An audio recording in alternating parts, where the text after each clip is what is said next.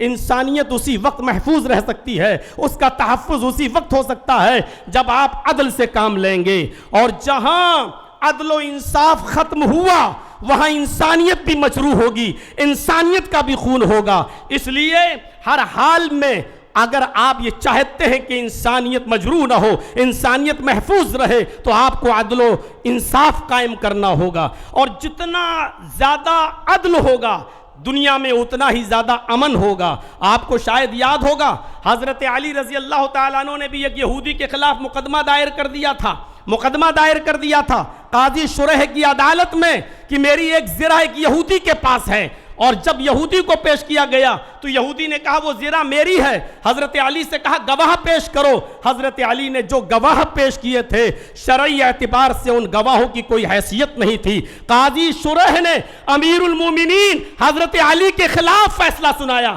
یہ کہتے ہوئے کہ اے علی، آپ نے جو گواہ پیش کیا ہے وہ آپ کا بیٹا ہے، اور شریعت محمدی کے اندر بیٹے کی گواہی باپ کے حق میں تسلیم نہیں کی جاتی ہے۔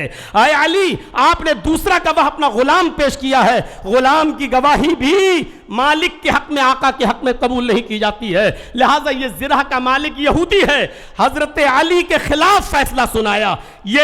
یہ عدل، یہ انصاف ہمیں یہ بتلا رہا ہے کہ جب اس طریقے کا عدل تھا، جب اس طریقے کا انصاف تھا تو انسانیت چین اور سکون کا سانس لیتی تھی۔ یقیناً آج عدل و انصاف ہمارے معاشرے سے ختم ہوتا چلا جا رہا ہے۔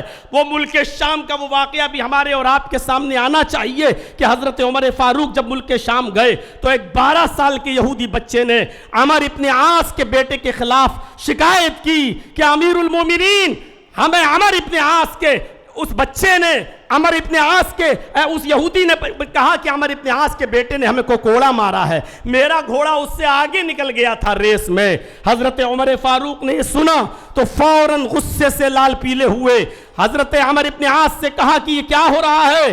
فوراً بلایا گیا، بیٹے نے، عمر ابن عاص کے بیٹے نے اپنا جرم کا اقبال کیا اور اس یہودی بچے سے کہا کہ تو بھی اپنا انتقام لے لے۔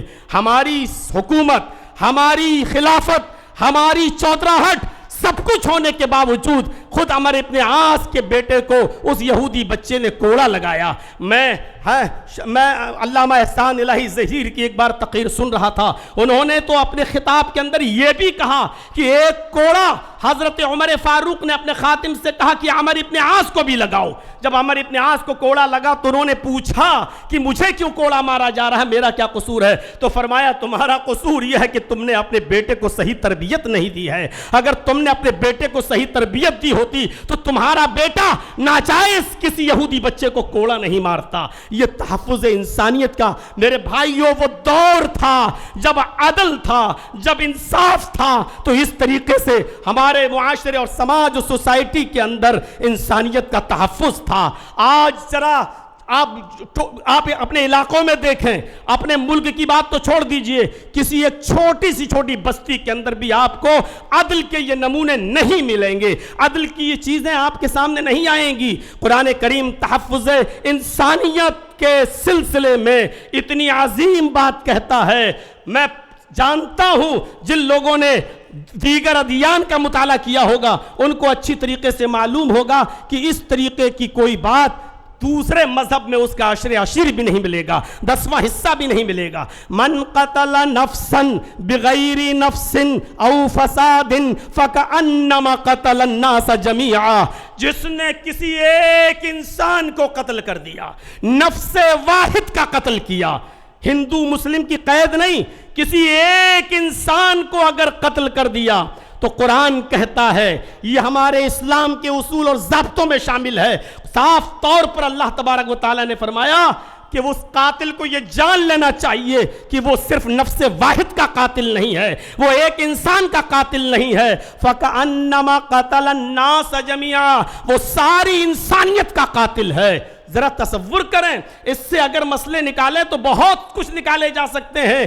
ایک انسان کا قتل پوری دنیا کی انسانیت کا قتل، یعنی اگر آپ نے کسی ایک انسان کو اس کی ماں کی گالی دے دی تو آپ اس اکیلے کو گالی نہیں دے رہے ہیں، پوری सारी कायनात की इंसानियत की मां को आप गाली दे रहे हैं। अगर आपने किसी एक इंसान को सताया तो सारी कायनात के इंसानों को आप सता रहे हैं। यह है इस्लाम का तहफ़्फ़ुज़ इंसानियत का निज़ाम।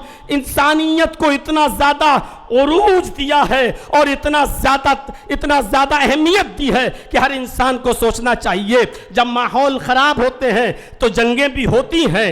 अगर आप हमारे मुल्क पर कोई टेढ़ी नज़र डाल के देखें तो क्या हमारा मुल्क खामोश बैठा रहेगा? होता है। इस्लामी दौर में भी जंगें हुई, लेकिन ताज्जुब करेंगे आप। सोचिए और समझने की कोशिश कीजिए कि अल्लाह के नबी सल्लल्लाहु अलैहि वसल्लम के ज़माने में भी जंगें होती थी, लेकिन आपको ये मालूम होना चाहिए कि उन जंगों के अंदर भी कितनी पाबंदी थी कि मोहम्मद रसूलुल्लाह ने कहा अगर आपको लोग मजबूर ही कर दें और लड़ने पर आप आमादा ही हो, उसके अलावा कोई चारा ना हो तो तुम जंग करो।